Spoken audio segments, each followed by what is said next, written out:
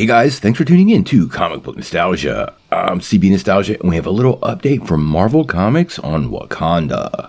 Well, as many of you know, Wakanda Forever is arriving in theaters this November. And in typical Marvel Comics fashion, there's a new comic series coming our way focusing on the African nation that'll drop just before the movie hits theaters. This isn't unusual, it's something Marvel does awesome. This isn't unusual for Marvel to do, and often they do have a little bit of a tie to the movies, and this one in particular is going to focus on Shuri and Killmonger and quite a few other aspects of the nation of Wakanda. Now, from what we know, this October, a number of acclaimed artists and writers from the comic book industry will come together to highlight the rich history of Black Panther's homeland like never before. The new series is called Wakanda, and it will be a limited series from Marvel Comics. Now, it's going to spin out of recent events in John Ridley's Black Panther run, where by the end, T'Challa is actually no longer welcome in the land he once ruled. So who is this country without a king? And this new exciting series will answer that question and more as each issue spotlights on a different Wakandan character as they rise up to protect their country in new stories by a wide range of Marvel creators.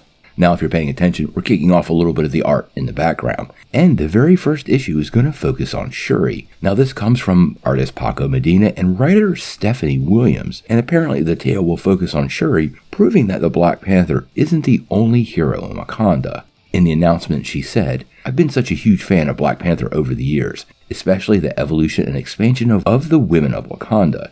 It's truly an honor to kick off the new series with a Shuri story I wrote. I hope I can add to her and Wakanda's already impressive lore."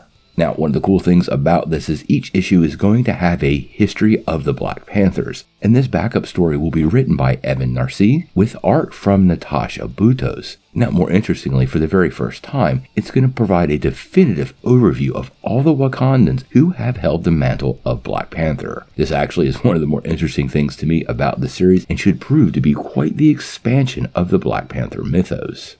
Now, the first issue arrives on October the 12th, about a month before the movie drops, which is pretty perfect timing. This series will hopefully prep up fans for the upcoming movie, and I do love the idea that Marvel is kind of embracing what Wakanda would look like without T'Challa to kind of sync up with the movie and provide some extra details on the characters I think this movie is going to focus on. Now, obviously, we're going to follow this series as well as most of the stuff going on at Marvel Comics pretty closely. So if you want to get all the updates, make sure you hit that like and subscribe button and don't miss anything. But until we know more, what do you guys think? Are you down for a limited series focusing on the other heroes of Wakanda? And what do you think of the idea of diving deeply into the Wakandan history of the other Black Panther mantle holders? I have to say, that's one of the most interesting things about this title.